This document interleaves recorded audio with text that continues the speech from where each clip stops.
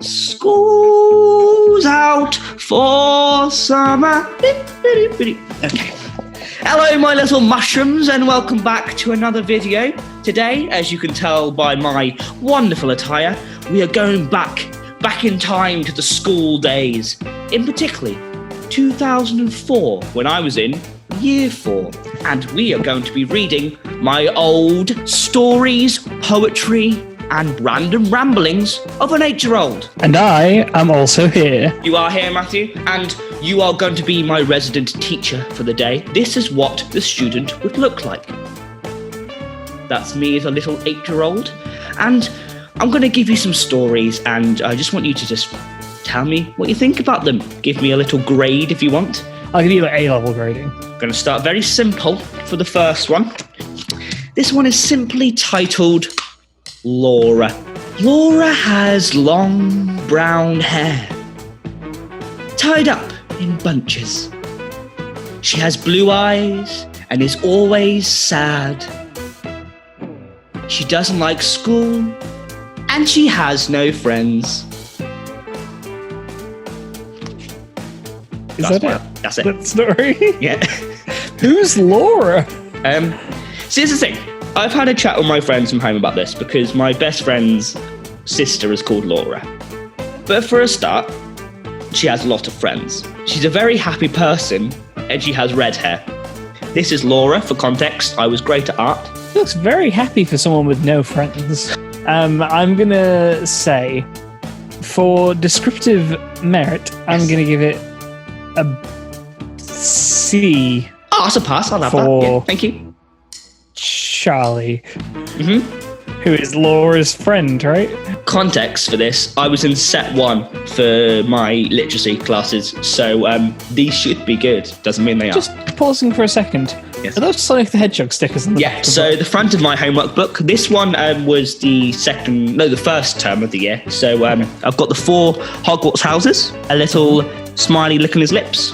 On the back, we have Harry Potter, Scooby-Doo, Tasmanian Devil, Knuckles, Sonic and Shadow, and the girl from Jackie Chan Adventures. I think that's the most important addition, is the girl from Jackie Chan Adventures being on there. Also the double Sonics. They didn't have Tails as a sticker.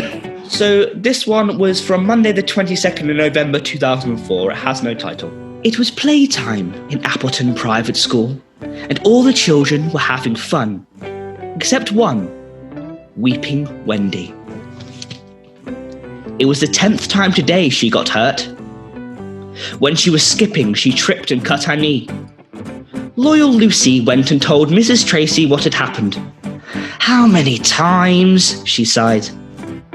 Quiet Quentin. Sorry. Pause. Yeah. Sorry. Who's sighing that? Is that the teacher or is this Loyal Lucy? The teacher. That's a pretty shitty teacher. He's like, not again. Oh, honestly, this child keeps injuring herself. What an inconvenience to Wendy me, keeps an falling over. adult whose job it is to care for her. Yeah. Honestly, Wendy, just get a bubble wrap knee pad, you bitch. Quiet Quentin. What if the teacher was just really horrible to the students? Okay, no, I'm getting into my own head. Please continue. Quiet Quentin was still reading his book he got this morning. Hasty Henry and Horrible Harry were grinning as they walked away from Wendy. She's such a crybaby! Oh, sorry, whispered. She's such a crybaby, whispered Hasty Henry. Shall we give this sweet I found to Wendy? Said sensible Simon to kind Katie. That would be very kind, said kind Katie. God. I love a world where everyone has a first name that determines your personality trait. Yeah, so if her name was Winning Wendy, she wouldn't fall over. Exactly. But Weeping Wendy. So it's a shame your name's Knobhead Keenan. It is. And mine is Matt. They didn't give me a personality. And I never developed one. And I'm a sad little man. As Simon gave Wendy the sweet, Fast Fred kicked his football and knocked it out of her hand. Wendy started to cry again. Devilish. Sorry, pausing you again. Sorry. This school has a Fast Fred and a Hasty Harry. Yeah. Everyone's so fast in the school. One's really quick at running, one does things without thinking. Oh, okay. Obviously. I was just waiting for quickly. Yeah, gets worse. Oh, God. Devilish Dave and Terrible Tom were playing a game. We're playing a game of tennis. Dave. Devilish Dave and Terrible Tom were playing a game of tennis. Tom said to Mrs. Tracy, "I'm sorry, but I hit the ball over," even though he deliberately did it. Irritable Ian threw a cricket ball to Cruel Claire. Ken, sorry to interrupt, but we have Horrible Harry, Yep. Devilish Dave, Yep. Terrible Tom, Yep. and Cruel Claire. Is this a school for supervillains? Yeah, Appleton Private School. The school for Yeah. villains. Irritable Ian threw a cricket ball to Cruel Claire because they were playing a game, but the ball hit Smart Susan, which made her fall over and bruise her knee. Quentin was still reading his book. The bell rang to go inside. "I'm so glad playtime is over," said Mrs. Tracy. At the end of the day, Quentin finally finished his book. That was, I was gonna say like it's a solid B because it was like pretty good. That's gonna get an A from me because of your use of the comedic rule of threes with Quiet Quentin. This is a very I'm good, very entertaining impressed. piece of creative writing. I particularly like your use of alliteration for the character names. 1 house point. Thanks, mate. Yeah, I'm gonna give you a merit for that. Thank you. On to the next one. I have a collection of poems now for you. This one is called The Writer of This Poem. The writer of this poem is as thin as stick insects, as funky as a monkey, as funny as Peter Kay, as fast as a Eurostar train, as small as an ant, as clever as a scientist, as bright as the sun, as jolly as Johnny English, as weird as Dylan. He's one in a million billion. Who's Dylan? Who's Dylan? I had a friend at school called Dylan, which I believe might have been this person. You want to drag your friend in the middle of this poem because it's like something funny as Peter Kay. I'm jolly as Johnny English. I'm weird as that creep Dylan. As jolly as Johnny English, as weird as Dylan. He's one in a million billion, or so the poem says. Oh, I like that it's an unreliable narrator. And it's me. That's the thing, I guess we had to write about That's a good ourselves. poet. That's Yeah, we had to for write an about 8-year-old. ourselves. That's a good poet. And I realised maybe I was too big-headed, so I have to go, well, it's only my opinion. What's yours? I'm giving that another. I'm giving that another A. You're bringing the A game material right at the start. I'm assuming there's something terrible coming. Miss Dignam, Mrs. Dance, if you're watching this, thank you. I've made it. I'm weird, but I've made it. Thank you. Miss Dignam, Mrs. Dance, whatever you want to call her. I blame you for this. On to the next poem, titled Connor. I had one of my best friends when I was at school was called Connor. I think I've just used his namesake because none of this describes him. Connor is pale yellow. He is a comfy sofa. Connor is a loud chatter. He is a wavy sea. Connor is baggy trousers. He is a warm cup of tea. Connor is a prowling leopard. He is the sun shining down over us. There's some homoerotic tension between 8-year-old Keenan and Connor, I think, maybe. Yeah. Although, to be fair, most of those are compliments. The first one that he's pale yellow. He's a jaundiced sofa, and he's also a leopard. I'm giving that one a C for Connor. C for Connor. Thank you very much. Yeah. This next one, I've written a recipe. I'm going to read this one to you, like I would a children's book. This one is called okay. Soup for a Mean Monster.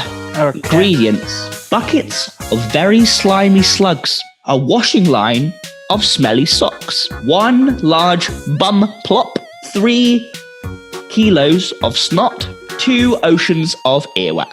You got those down so you can make this at home? Yeah. Let me go through how to make it for you. Method. Number 1. First, put a big pot on the fire. Number 2. Drop the smelly socks in the pot. Stir it round with a spoon for 10 minutes. Number 3. Fry the slimy slugs. 4. Put them into the pot. Number 5. Then add the ingredients. I'm assuming the rest of them. We are to assume that I mean the rest of them rather than take them out and put back in again. Number 6. Cook the bum plop and put it in the pot.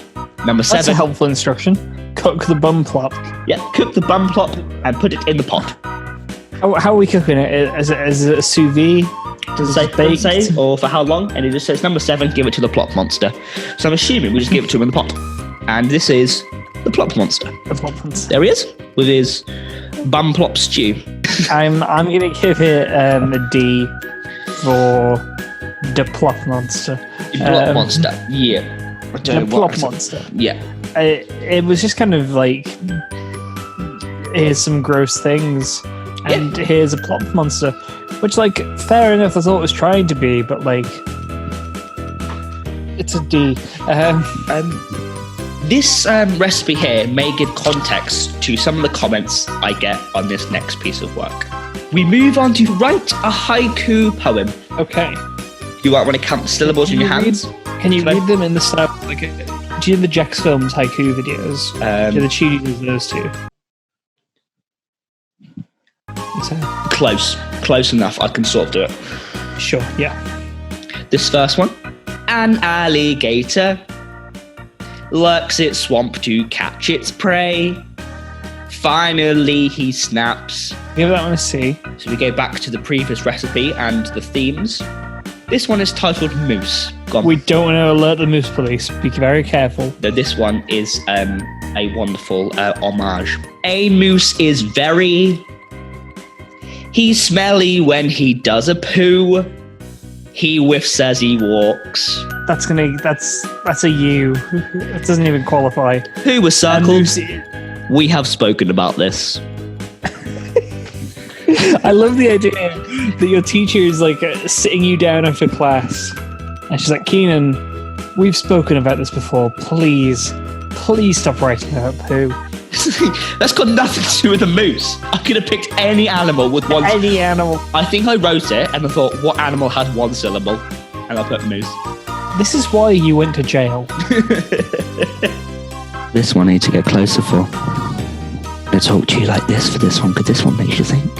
I don't think there is life on other planets, because there is no air and oxygen from the plants to survive. There is definitely no life on Pluto, because it is minus 400 degrees.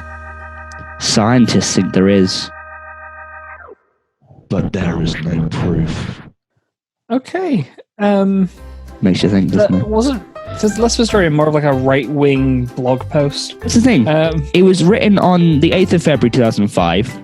I wrote that, and then I drew a line under it, and then I wrote a story. I think that just was in my head at the time. Yeah. And I thought, you know what? This needs to be my homework book.